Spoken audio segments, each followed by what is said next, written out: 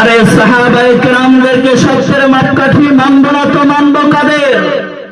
যদি আমি কোরআনকে জিজ্ঞেস করি কেমন ঈমান আনবো, কোরআন উত্তর দেবে আমিনু কামা আমানান নাস, অর্থাৎ তোমরা এমন ঈমান আনো যেমন ঈমান এনেছিলেন সাহাবায়ে কেরাম রাদিয়াল্লাহু তাআলা আনহুম।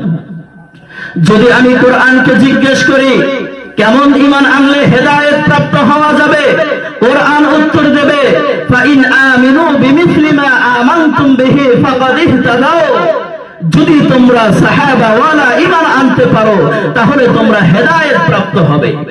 যদি আমি কোরআনকে জিজ্ঞেস করি প্রকৃতপক্ষে মুমিন ছিলেন কারা, কোরআন উত্তর দেবে উলাইকা হুমুল মুমিনুনা হাক্কা, প্রকৃতপক্ষে মুমিন ছিলেন সাহাবায়ে কেরাম রাদিয়াল্লাহু তাআলা আনহুম।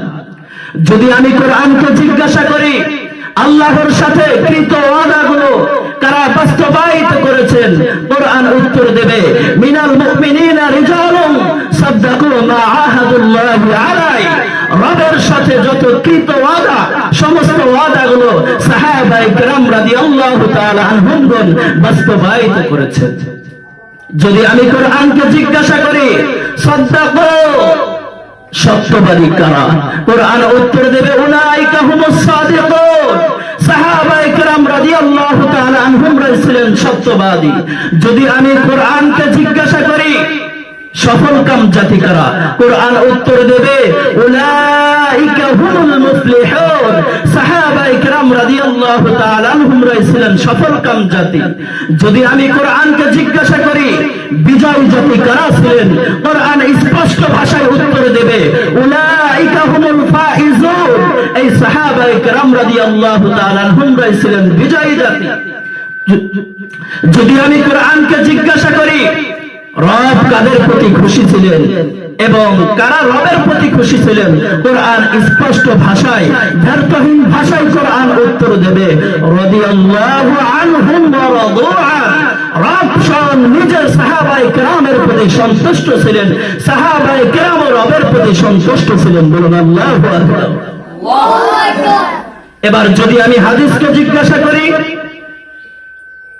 পৃথিবীর ভিতরে সর্বশ্রেষ্ঠ উম্মাহ কারা, হাদিস উত্তর দিবে খায়রু উম্মতি করনি, রাসূল নিজের মুখে বলেছেন আমার যুগের উম্মত অর্থাৎ সাহাবায়ে কেরাম হলেন সর্বশ্রেষ্ঠ উম্মত। যদি আমি হাদিসকে জিজ্ঞাসা করি রাসূল তো নেই, রাসূলের সুন্নাহর পর কার সুন্নাহকে আঁকড়ে ধরতে হবে, কাদের পদাঙ্ক অনুসরণ করে চলতে হবে, হাদিস স্পষ্ট ভাষায় বলে দিবে সুন্নাতুল খুলাফায়ে রাশিদিন আল মাহদিয়িন, রাসূল নিজের মুখে বলেছেন ও দুনিয়ার মানুষ, ও আমার উম্মতেরা, তোমরা স্পষ্ট ভাষায় শুনে রাখো আমি রাসূল চিরদিন থাকবো না, কিন্তু তোমরা আমি রাসূলের পরে আমার সাহাবায়ে কেরামকে অনুসরণ করো। যদি তোমরা আমার সাহাবাকে মেনে চলো, যদি আমার সাহাবায়ে কেরামের অনুসরণ করো তাহলে তোমরা সঠিক পথের উপরে পরিচালিত হবে। যদি আমি হাদিসকে জিজ্ঞাসা করি ৭৩ দলের মধ্যে কোন দলটা সবচাইতে সঠিক, কোন দলটা পুরোপুরি আহলে সুন্নাত ওয়াল জামাতের উপরে প্রতিষ্ঠিত, কোন দলের অনুসরণ করলে আল্লাহ পাকের জাহান্নাম থেকে মুক্তি মিলবে, আল্লাহ পাকের সন্তুষ্টি অর্জন হবে, হাদিস স্পষ্ট ভাষায় উত্তর দেবে মা আনা আলাইহি ওয়া আসহাবি, রাসূল বলেছেন আমার দল অর্থাৎ আমি রাসূল যেই দলের উপরে প্রতিষ্ঠিত, আমি রাসূল যেই খিতাবের উপরে প্রতিষ্ঠিত, আমার সাহাবায়ে কেরাম যেই দলের উপরে প্রতিষ্ঠিত, যদি আমার উম্মতেরা কখনো যদি দল খুঁজে না পায় ৭২ দলের ভিতরে ৭৩ দলের মধ্যে কোন দলকে তারা আঁকড়ে ধরবে, আমি রাসূল বলে গেলাম সাহাবায়ে কেরামের যেই দল, এই দলকে যদি তোমরা আঁকড়ে ধরো তাহলে তোমরা সঠিক পথে পরিচালিত হবে। বলুন সুবহানাল্লাহ।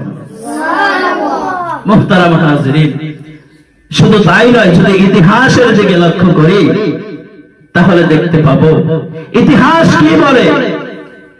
আরে ইতিহাস তো বলে রাসূলের জন্মের শুরু লগ্ন থেকে নবুয়তের থেকে শুরু করে একেবারে রাসূলের মৃত্যুর আগ পর্যন্ত রাসূলের সঙ্গ দিয়েছেন সাহাবায়ে কেরাম, বদরের প্রান্তরে রাসূলের সঙ্গ দিয়েছেন সাহাবায়ে কেরাম, উহুদের প্রান্তরে নিজের শরীরকে বিলিয়ে দিয়েছেন আল্লাহর জন্য সাহাবায়ে কেরাম, গারে সূরের মধ্যে রাসূলের জন্য পায়ে কামড় তাদেরকে সাহাবায়ে কেরাম সদা সর্বদা যারা রাসূলের জন্য নিজের জীবনকে বিলীন করে দিয়েছে, ইসলামের জন্য যারা সমস্ত কিছুকে ত্যাগ করেছে, তারাই হলেন সাহাবায়ে কেরাম। কথা বলেন ঠিক কিনা?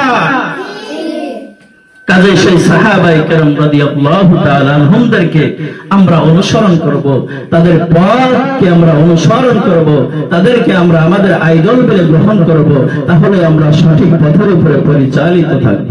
আল্লাহ পাক আমাদেরকে কবুল করুন। সকলে বলি আল্লাহুম্মা আমিন।